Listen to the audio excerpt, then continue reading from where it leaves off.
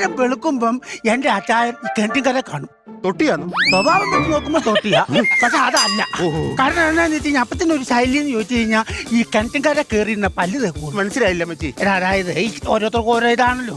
ചോദിച്ചാൽ ഇങ്ങനെ മറ്റേ കിണറ്റിന്റെ കരയിലോട്ട് കയറി കാലകത്തോട്ടിടും, എന്നിട്ട് അവിടെ നിന്ന് ഇങ്ങനെ പല്ല് തേക്കും. അപ്പൊ വെളിയിൽ നിന്ന് പല്ല് തേച്ചാ പോരെ? അച്ഛൻ ഒത്തിരി നേരം നിൽക്കാൻ പറ്റത്തില്ല. എന്താ? കാലയിൽ നീര മുട്ടിയറട്ട് തന്നെ നിൽക്കുന്നുണ്ട്. നേരെ കുറെ നേരം നിന്ന് കഴിയുമ്പോ ഉണ്ടല്ലോ ഇതിന്റെ അടിയിൽ നിന്നെല്ലാം കൂടെ ഇങ്ങനെ തരിച്ച് കഴച്ച് ഇങ്ങനെ കയറും. അല്ലെങ്കിൽ ആ പണി കാണിക്കത്തില്ല. അതെ അതെ.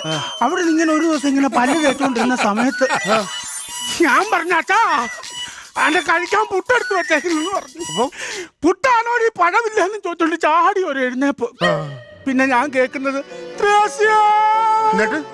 എനിക്കങ്ങ് ചെല്ലട്ടെ ബ്ലുമെന്നല്ലേ കേക്കണ്ടേ? വെള്ളമില്ലാത്ത കിണറാണ്.